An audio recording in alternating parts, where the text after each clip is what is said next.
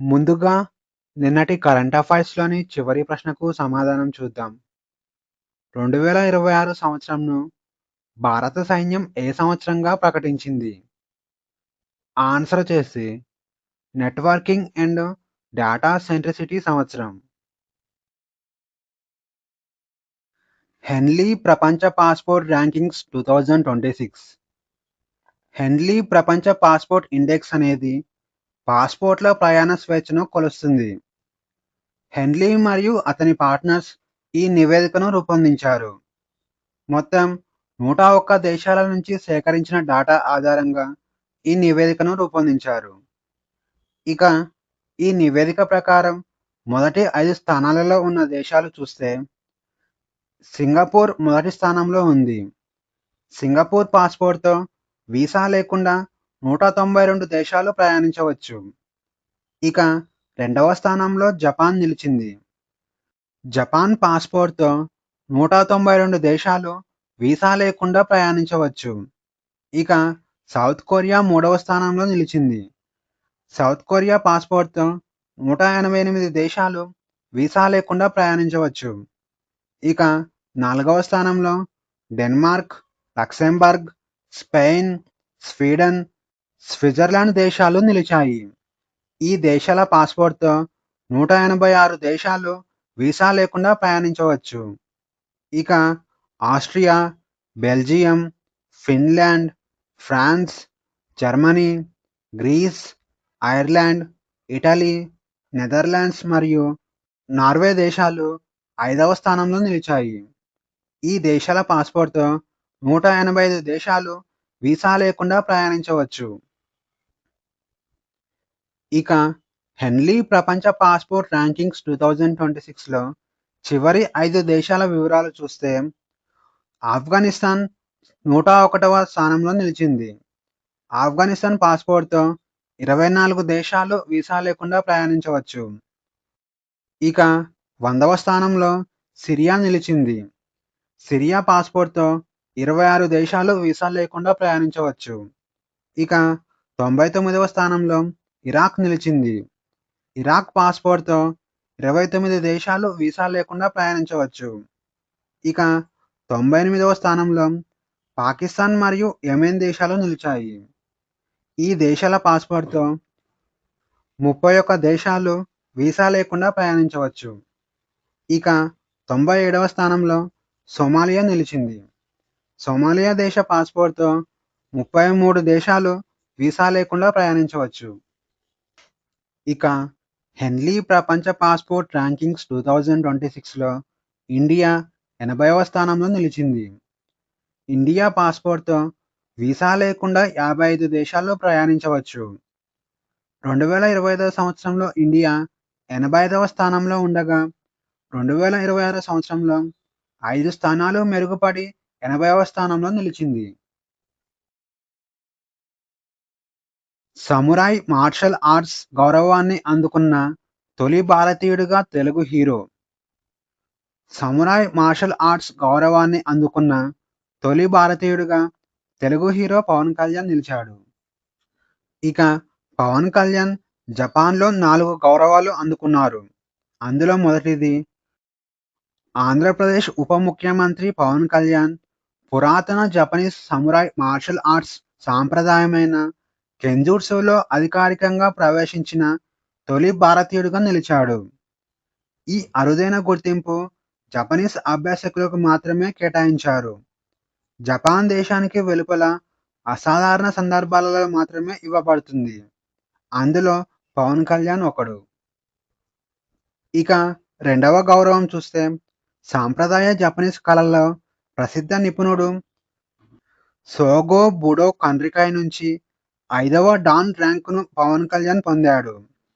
ఇక మూడవ గౌరవం చూస్తే సమురాయ్ వారసత్వంతో సంబంధం ఉన్న టకేడా షింగెన్ వంశంలోకి చేరిన మొదటి తెలుగు వ్యక్తిగా పవన్ కళ్యాణ్ రికార్డు సృష్టించాడు. ఇక నాలుగవ గౌరవం జపాన్‌లోని గోల్డెన్ డ్రాగన్స్ సంస్థ పవన్ కళ్యాణ్‌కు టైగర్ ఆఫ్ మార్షల్ ఆర్ట్స్ అనే బిరుదును ప్రదానం చేసింది. ఇండియాలో తొలి సోలార్‌తో నడిచే ఏటీఎం వ్యాన్ ప్రారంభం. త్రిపుర గ్రామీణ్ బ్యాంక్ ఇండియాలో తొలి సోలార్‌తో నడిచే ఏటీఎం వ్యాన్‌ను ప్రారంభించింది. దీనికి Tripura Grameen bank on wheels అనే పేరు పెట్టారు. ఈ ఏటీఎం పూర్తిగా సోలార్‌తో పనిచేస్తుంది. ఇది పూర్తిగా సాంప్రదాయ విద్యుత్ లేదా డీజిల్ జనరేటర్లపై ఆధారపడటాన్ని తగ్గిస్తుంది. ఇక ఇది ఏటీఎం మిషన్‌తో కూడిన మొబైల్ బ్యాంకింగ్ యూనిట్. అంటే ఏటీఎం మనీ విత్‌డ్రాతో పాటు ప్రాథమిక బ్యాంకింగ్ సేవలను కూడా అందిస్తుంది. ఇక గ్రామీణ ప్రాంతాలలో కరెంటు కోతలు ఎక్కువగా ఉంటాయి. కరెంటు లేని సమయంలో కూడా సోలార్ ద్వారా ఏటీఎం, మొబైల్ బ్యాంకింగ్ సేవలు అందించాలనే లక్ష్యంతో ఈ ఏటీఎంను ప్రారంభించారు. ఇక ఈ ప్రాజెక్ట్‌ను నాబార్డ్ బ్యాంక్ సహకారంతో ప్రారంభించారు. గ్రామీణ మౌలిక సదుపాయాలు, ఆర్థిక చేరిక మరియు స్థిరమైన అభివృద్ధిని ప్రోత్సహించడంలో నాబార్డ్ కీలక పాత్ర పోషిస్తుంది. నాబార్డ్ మద్దతు ద్వారా త్రిపుర గ్రామీణ్ బ్యాంకింగ్ విస్తరణను అభివృద్ధి చేస్తూ క్లీన్ ఎనర్జీ సొల్యూషన్లను స్వీకరించడానికి సహాయపడింది. ఇక ప్రస్తుతానికి త్రిపుర రాష్ట్రంలో 3 సౌరశక్తితో నడిచే ఏటీఎం వ్యాన్లు పనిచేస్తున్నాయి. ఈ వ్యాన్లు గ్రామీణ మరియు సెమీ అర్బన్ ప్రాంతాలకు సేవలు అందిస్తాయి. చట్టవిరుద్ధ కార్యకలాపాల నివారణ చట్టం 1967. ఈ చట్టాన్ని ఇంగ్లీష్‌లో అన్‌లాఫుల్ యాక్టివిటీస్ ప్రివెన్షన్ యాక్ట్ 1967 అంటారు. దీనిని షార్ట్‌కట్‌గా ఉపా చట్టం అని పిలుస్తారు. ఇక ఈ చట్టం ఎందుకు న్యూస్‌లో ఉందంటే 2020 సంవత్సరంలో జరిగిన ఢిల్లీ అల్లర్ల కేసులో సుప్రీంకోర్టు తాజాగా నిందితులకు బెయిల్ నిరాకరించింది. సో, ఈ చట్టం గురించి ఎగ్జామ్‌లో అడిగే అవకాశం ఉంటుంది. అందుకే ఈ చట్టం గురించి బేసిక్ ఇన్ఫర్మేషన్ చూద్దాం. ఇక ఈ చట్టాన్ని ఎందుకు తీసుకొచ్చారంటే, చట్టవిరుద్ధ కార్యకలాపాలను నిరోధించడానికి, ఉగ్రవాదాన్ని అరికట్టడానికి మరియు భారతదేశ సార్వభౌమత్వాన్ని మరియు సమగ్రతను కాపాడటానికి ఈ చట్టాన్ని తీసుకొచ్చారు. ఈ చట్టం కేవలం జాతీయ భద్రత ముప్పులపై మాత్రమే దృష్టి పెడుతుంది. ఇక ఈ చట్టాన్ని 1967 సంవత్సరంలో చేశారు. ఈ చట్టాన్ని ఇప్పటివరకు 5 సార్లు సవరించారు. అవి 2004, 2008, 2012, 2019 మరియు 2022 సంవత్సరంలో ఈ చట్టాన్ని సవరించారు. ఇక ఈ చట్టాన్ని మొదట్లో మతతత్వం, ప్రాంతీయత, భాషలకు సంబంధించిన అల్లర్లను ఎదుర్కోవటానికి మాత్రమే ఉపయోగించేవారు. కానీ 2004 సంవత్సరంలో చేసిన సవరణలో ఉపా చట్టంలో ఉగ్రవాదాన్ని కూడా చేర్చారు. ఈ సవరణ ద్వారా ఉపా చట్టంలోని అధ్యాయం 4లో సెక్షన్ 15 నుంచి సెక్షన్ 23 కొత్తగా జోడించారు. ఇవి ఉగ్రవాద చర్యలు మరియు వాటి శిక్షల గురించి తెలుపుతుంది. ఇక 2008 సంవత్సరంలో చేసిన సవరణలో ఉగ్రవాదం ఏ ఇతర మార్గాల ద్వారా అయినా అనే పదాన్ని జోడించి సెక్షన్ 15ను విస్తరించింది. ఈ సవరణ నిందితుల ముందస్తు బెయిల్‌లను నిషేధించి, అలాగే సాధారణ బెయిల్ పొందటాన్ని కష్టతరం చేసింది. అలాగే కస్టడీ కాలాన్ని కూడా పొడిగించింది.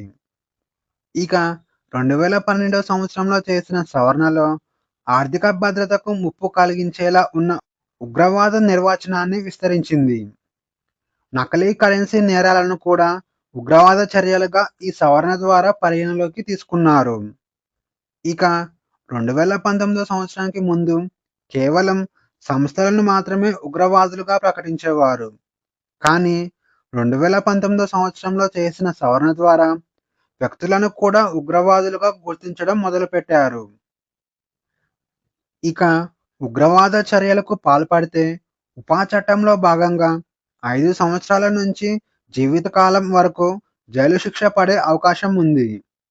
ఇది సాధ్యం కాని నేపథ్యంలో మరణశిక్ష విధిస్తారు. సో, ఇదండి చట్టవిరుద్ధ కార్యకలాపాల నివారణ చట్టం 1967 గురించి తెలుసుకోవాల్సిన బేసిక్ ఇన్ఫర్మేషన్. బాల్ వివాహ్ ముక్త్ భారత్ అభియాన్ పథకం.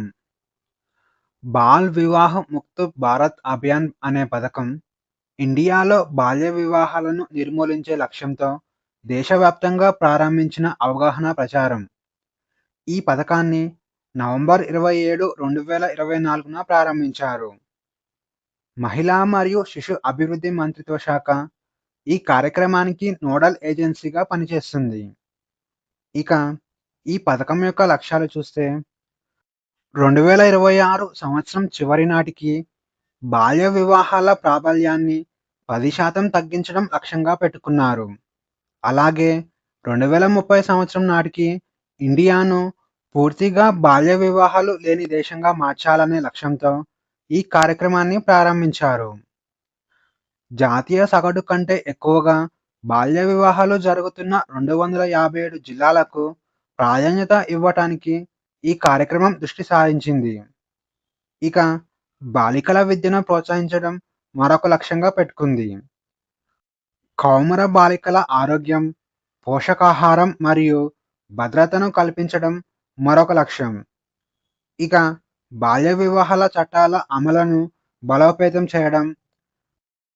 ఇక బేటీ బచావో బేటీ పఢావో, పోషణ్ అభియాన్, సాక్షం అంగన్వాడీ పథకాలతో ఈ కార్యక్రమాన్ని లింక్ చేశారు. ఇక ఈ కార్యక్రమానికి బాల్య వివాహాల నిషేధ చట్టం 2006 మద్దతు ఇస్తుంది. ఇక ఇండియాలో మొదటి బాల్య వివాహ రహిత జిల్లాగా 2025 సంవత్సరంలో ఛత్తీస్గఢ్లోని బలౌడ్ జిల్లా వరుసగా 2 సంవత్సరాలు సున్నా బాల్య వివాహాల కేసును నమోదు చేసింది. అలాగే సెప్టెంబర్ 2025లో ఛత్తీస్గఢ్లోని సూరజ్పూర్లో గల 75 గ్రామ పంచాయతీలను బాల్య వివాహాలు లేనివిగా ప్రకటించారు. Indian army day 2026. స్వాతంత్ర్యం వచ్చిన తర్వాత ఇండియన్ ఆర్మీ మొదటిసారిగా భారతీయ అధికారి ఆధ్వర్యంలోకి వచ్చిన సందర్భంగా ప్రతి సంవత్సరం జనవరి 15న భారత సైనిక దినోత్సవాన్ని జరుపుకుంటారు. 1949 జనవరి 15న జనరల్ ఫ్రాన్సిస్ రాయ్ బుచర్ స్థానంలో భారత సైన్యానికి మొదటి భారతీయ కమాండర్ ఇన్ చీఫ్గా కెఎం కరియప్ప బాధ్యతలు స్వీకరించారు. ఇక భారత సైనికుల ధైర్యం, క్రమశిక్షణ మరియు త్యాగాలను గౌరవించేందుకు కూడా భారత సైనిక దినోత్సవాన్ని జరుపుకుంటారు. ఇక 2026 భారత సైనిక దినోత్సవాన్ని రాజస్థాన్ రాష్ట్రంలోని జైపూర్ ఆర్మీ డే పరేడ్లో దీన్ని జరుపుకున్నారు. భారత సైన్యం యొక్క బలాన్ని పౌరులకు నేరుగా ప్రదర్శించడానికి బహిరంగ ప్రదేశాలలో కవాతును నిర్వహించడం ఇదే తొలిసారి. ప్రతి సంవత్సరం ఈ కవాతును ఢిల్లీలోని కంటోన్మెంట్ ప్రాంతంలో నిర్వహించేవారు. కానీ గత 4 సంవత్సరాలుగా వివిధ నగరాలలో ఈ కార్యక్రమాన్ని నిర్వహిస్తున్నారు. ఇక 2023 సంవత్సరంలో బెంగళూరులో నిర్వహించగా 2024 సంవత్సరంలో లక్నోలో నిర్వహించారు. ఇక 2025 సంవత్సరంలో పూణేలో నిర్వహించగా 2026 సంవత్సరంలో జైపూర్లో నిర్వహిస్తున్నారు. ఇక 2026 కార్యక్రమంలో 30కి పైగా ఆర్మీ సంస్థలు పాల్గొన్నాయి. ఇక ఈ కార్యక్రమంలో ఇటీవల ప్రారంభించిన భైరవ్ బెటాలియన్లను మొదటిసారిగా ప్రదర్శనలు ఇచ్చాయి. ఇక ఇండియన్ ఆర్మీ డే 2026 యొక్క థీమ్ వచ్చేసి year of networking and data centricity. Indo Tibetan border police chief నియామకం. ఇండో టిబెటన్ బోర్డర్ పోలీస్ చీఫ్గా శత్రుజిత్ సింగ్ కపూర్ నియమితులయ్యారు. ఇతని నియామకాన్ని కేబినెట్ నియామకాల కమిటీ ఆమోదం తెలిపింది. శత్రుజిత్ సింగ్ జనవరి 14, 2026న ఈ బాధ్యతలు చేపట్టారు. ఇతను అక్టోబర్ 31, 2026న పదవీ విరమణ చేసే వరకు ఈ పదవిలో కొనసాగనున్నాడు. ఇక శత్రుజిత్ సింగ్ కపూర్ గురించి చూస్తే ఇతను 1990వ బ్యాచ్ హర్యానా క్యాడర్కు చెందిన ఐపీఎస్ అధికారి. ఇతను గతంలో హర్యానా డీజీపీగా పనిచేశారు. ఇక ఇండో టిబెటన్ బోర్డర్ పోలీస్ చీఫ్గా 3488 కిలోమీటర్ల పొడవైన ఇండియా చైనా సరిహద్దు భద్రతను శత్రుజిత్ సింగ్ కపూర్ పర్యవేక్షిస్తారు. ఇక ఇక్కడ ఒక చిన్న అప్డేట్ అండి. జాతీయ దర్యాప్తు సంస్థ డైరెక్టర్ జనరల్గా రాకేష్ అగర్వాల్ అదనపు బాధ్యతలు చేపట్టారని జనవరి 12 కరెంట్ అఫైర్స్ వీడియోలో చెప్పుకున్నాము. అయితే అతని నియామకాన్ని తొలగించి పూర్తి స్థాయి డైరెక్టర్ జనరల్గా నియమించారు. ఇతను ఈ పదవిలో ఆగస్టు 31, 2028 వరకు కొనసాగనున్నారు. సో, ఆ న్యూస్‌కి ఈ అప్డేట్‌ను యాడ్ చేసుకోండి. 2 రెట్లు పెరిగిన చేపల ఉత్పత్తి. గత 10 సంవత్సరాలలో ఇండియాలోని చేపల ఉత్పత్తి రెండింతలు పెరిగినట్లు కేంద్రం వెల్లడించింది. 2013-14 ఆర్థిక సంవత్సరంలో మొత్తం 95.79 లక్షల టన్నులు చేపల ఉత్పత్తి కాగా, 2024-25 నాటికి అది 197.75 లక్షల టన్నులకు పెరిగింది. ఇక గత 10 సంవత్సరాలలో దాదాపు 106% పెరుగుదల సాధించింది. ఇక గవర్నమెంట్ పథకాల ద్వారా 2014-15 నుంచి 74.66 లక్షల ఉపాధి అవకాశాలు కలిగినట్లు కేంద్రం తెలిపింది.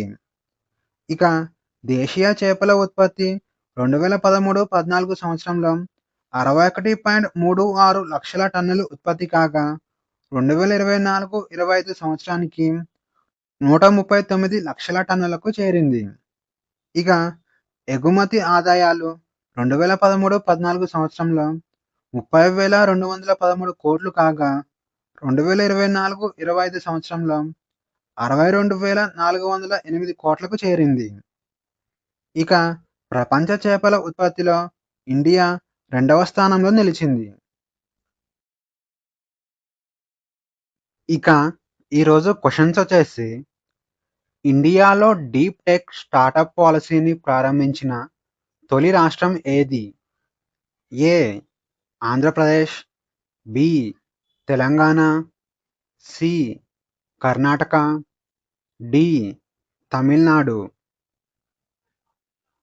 ఆన్సర్ వచ్చేసి ఆప్షన్ డి, తమిళనాడు. పంకోడి పోర్టల్ ఏ మంత్రిత్వ శాఖ ఆధ్వర్యంలో పనిచేస్తుంది? ఏ. హోం వ్యవహారాల మంత్రిత్వ శాఖ, బి. ఆర్థిక వ్యవహారాల మంత్రిత్వ శాఖ, సి. మహిళా మరియు శిశు అభివృద్ధి మంత్రిత్వ శాఖ, డి. గ్రామీణాభివృద్ధి మంత్రిత్వ శాఖ. ఆన్సర్ వచ్చేసి ఆప్షన్ సి, మహిళా మరియు శిశు అభివృద్ధి మంత్రిత్వ శాఖ. పరాంశక్తి పోర్టల్ను ఏ ఐఐటిలో ప్రారంభించారు? A. IIT Madras, B. IIT Delhi, C. IIT Hyderabad, D. IIT Kanpur. Answer వచ్చేసి ఆప్షన్ ఏ, ఐఐటి మద్రాస్. జాతీయ యువజన దినోత్సవంను ప్రతి సంవత్సరం ఏ రోజున జరుపుకుంటారు? ఏ. జనవరి 10, బి. జనవరి 12, సి. జనవరి 14, డి. జనవరి 16. ఆన్సర్ వచ్చేసి ఆప్షన్ బి, జనవరి 12. ఆధార్ యొక్క కొత్త మస్కట్ పేరు ఏమిటి? A. Pranay, B. Vijay, C. Sindhur, D. Uday. Answer వచ్చేసి ఆప్షన్ డి, ఉదయ్. భారత రాజ్యాంగం ప్రకారం రాష్ట్ర శాసనసభకు ఎన్నిక కావటానికి కనీస వయసు ఎంత ఉండాలి? ఏ. 21, బి. 25, సి. 30, డి. 35. ఆన్సర్ వచ్చేసి ఆప్షన్ బి, 25.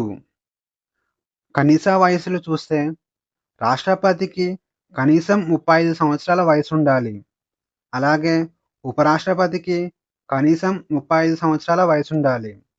ఇక ఎమ్మెల్యేకి 25 సంవత్సరాలు, లోక్‌సభ ఎంపీకి 25 సంవత్సరాలు, రాజ్యసభ ఎంపీకి 30 సంవత్సరాలు, ఎమ్మెల్సీకి 30 సంవత్సరాల కనీస వయసు ఉండాలి. పంచాయతీరాజ్ సంస్థల కోసం భారత ప్రభుత్వం 1977 సంవత్సరంలో ఏ కమిటీని నియమించింది? A. Balwantrai committee, B. Sarkaria commission, C. Ashok Mehta committee, D. Tarkunde committee. Answer వచ్చేసి option C, Ashok Mehta committee. భారత ప్రభుత్వం డిసెంబర్ 1977 సంవత్సరంలో పంచాయతీరాజ్ సంస్థల కోసం 13 మంది సభ్యులతో కూడిన కమిటీని నియమించింది. దీనికి అశోక్ మెహతా నాయకత్వం వహించారు. ఇక ఈ కమిటీని ఎందుకు నియమించారంటే, పంచాయతీరాజ్ సంస్థల పేలవమైన పనితీరుకు గల కారణాలు తెలుసుకోవడానికి, అలాగే పంచాయతీరాజ్ సంస్థల పనితీరును మెరుగుపరచడానికి ఏ చర్యలు తీసుకోవాలి అనే అంశం కోసం ఈ కమిటీని నియమించారు. ఇక అశోక్ మెహతా కమిటీ 1978 సంవత్సరంలో నివేదికను సమర్పించి 130కి పైగా సిఫార్సులు చేసింది. మతం ఆధారంగా వివక్షతను నిషేధించడం ఏ విధమైన హక్కు? ఏ.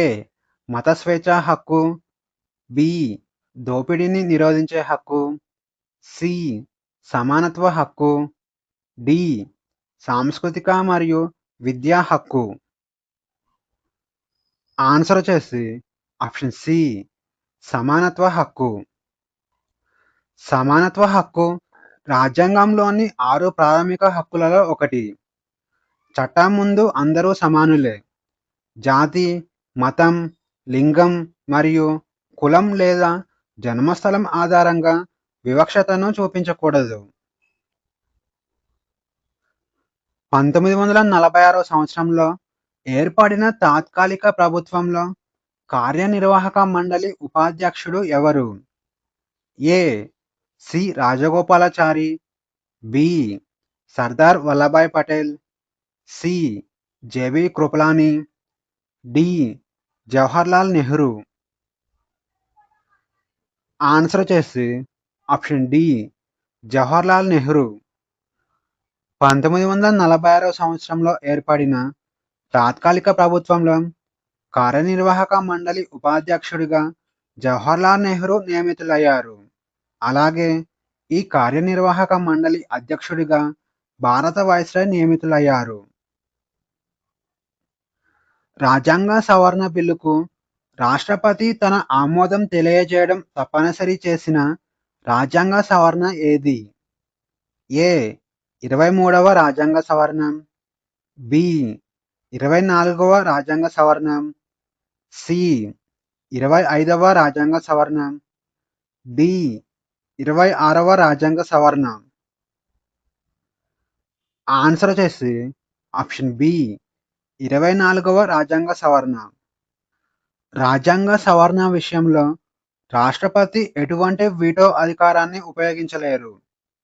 24వ రాజ్యాంగ సవరణ చట్టం 1971 ప్రకారం రాష్ట్రపతి రాజ్యాంగ సవరణ బిల్లును తప్పనిసరిగా ఆమోదించాలి.